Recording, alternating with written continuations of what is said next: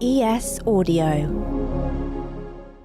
This episode is a rerun of one of our Tech and Science Daily special episodes from September 2022, examining the future clean energy technology that could one day power our cars, homes, and cities. Climate change, the cost of living crisis, saving the planet. If there's one solution to help us deal with all three, it has to be using more renewable green energy. But we're not talking about the usual wind and solar farms we already have. Now it's time to take a look at some new emerging renewables that might change our future for the better.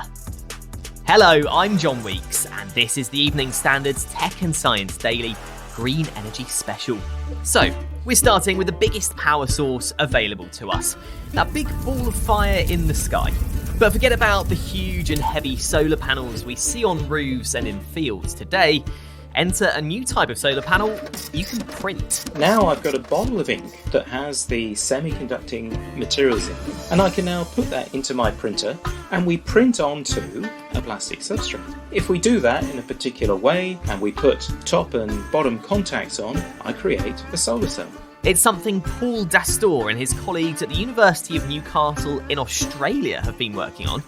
Compared to a normal glass panel, which weighs around 20 kilograms per square metre, these printed plastic panels of the same size weigh less than 300 grams.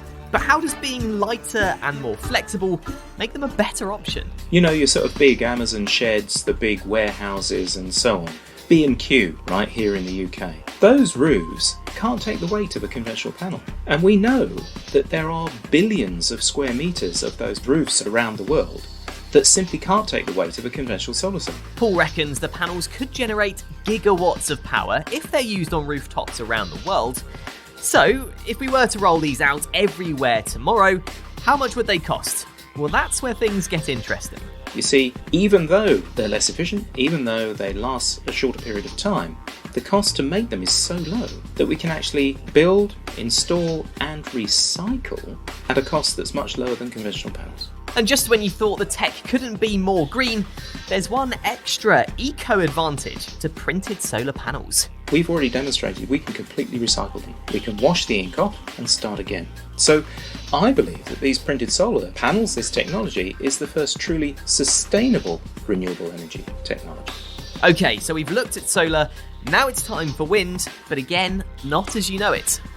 We know that thousands of big white wind turbines already power some of our electricity, but what if we could use smaller, prettier ones in our cities and neighbourhoods? We developed a very original and aesthetic product we call a wind tree, using a windmill on vertical axis. It's totally silent, and we can install this product everywhere inside the city and outside the city. Plastic wind trees have been created by Frenchman Luc-Eric Krief, CEO of New World Wind. They look like real trees and have dozens of small vertical turbines, called aeroleaves, which only need wind speeds of around 2.5 meters per second to spin and generate power. It is the normal wind we can see every time, everywhere, okay? And we can start from 2.5 to produce energy. Of course, it is only 2 watts, but it is energy we can store and we can use. According to New World Wind, their average energy production equates to 83% of a French household's consumption outside of air conditioning.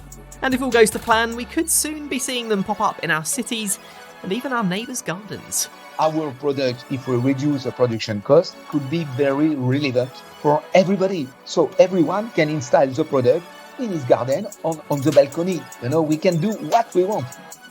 Now it's time to talk about the largely untapped resource covering the planet, our seas and oceans. And the inventor of this latest green energy solution, getting power from the waves, comes from a very pertinent background. I was actually born in Ukraine in 1986. And 2 weeks after I was born, the Chernobyl nuclear reactor exploded, which was the largest in history nuclear disaster. And I was one of the babies that got hurt from the negative effects of the explosion. One day my mother, she approached my crib, she looked down, she saw me blue, pale, not breathing, clinically dead. And then she gave me a mouth-to-mouth resuscitation until the ambulance came and basically saved my life. That's the story of Ina Braverman, founder and CEO of EcoWave Power. After being given a second chance at life, she decided to make an impact in the world and develop a way of generating power from the tides.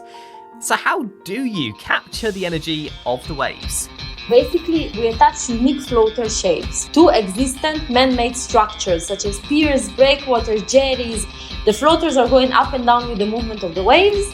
They're pushing the hydro cylinder, which is used to turn the hydro motor, turning a generator, and sending clean electricity into the grid. It turns out this tech has huge potential to power our towns, cities, and countries. According to the World Energy Council, if wave energy is implemented all over the world, it can produce twice the amount of electricity that the world produces now, wave energy alone. So what's stopping wave power being captured around the world and powering our planet? Well, it all comes down to a lack of legislation and poor early examples of offshore wave energy technology.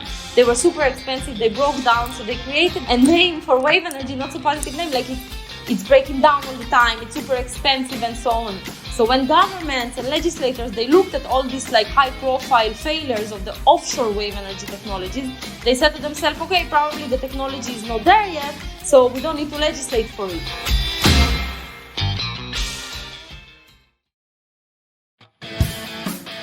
Welcome back. Petrol and diesel cars are out, solar-powered EVs are in. That's according to CEO of Sono Motors, Lauren Hahn, the man behind the Sono Sion.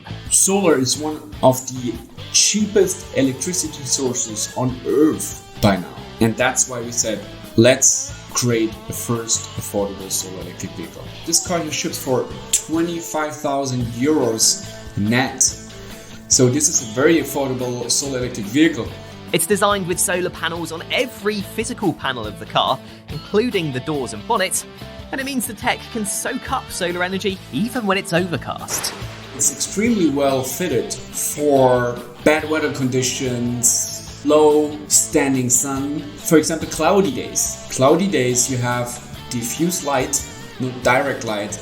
And for that, our solar integration into the site is pretty good. Sono Motors says the solar panels can generate enough energy to take the car around 70 miles every week. But the Sion has the added benefit of being charged like any other EV with a plug. You can plug it in, it's just a regular electric vehicle. You have 300 kilometers of range, a 54 kilowatt hour battery. But additionally, you have the solar integration, which leads to 4 times more range on a single charge compared to an electric vehicle. Now, our final futuristic fuel source comes from a process that happens every day in trees and plants, photosynthesis. Researchers at Cambridge University have found a way of hacking into the photosynthesis process of algae and getting electricity out of it. And so if you have photosynthetic cells sitting on an electrode surface, then you can collect some of that electrical current that gets out of the cells. Biochemistry professor Christopher Howe is one of those researchers who's found a way to power small devices with a kind of natural battery. It's actually slightly better than a battery because a battery will ultimately run down, and this, in principle, can carry on indefinitely because it's getting energy from sunlight to produce that electricity.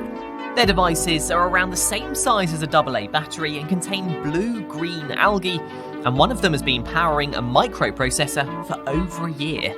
Chris and the team at Cambridge are hoping this technology could be used in rural parts of Africa and other countries where a small amount of energy goes a long way. For example, maybe being able to provide electricity to charge a mobile phone in rural Africa or something like that, provide lighting in dwellings, that kind of thing. So relatively modest power, but in situations where that will make a difference. So there we have it, 5 examples of green tech which we could see cropping up around the world in the coming years. For more information on all of the tech in today's podcast, head to our show notes.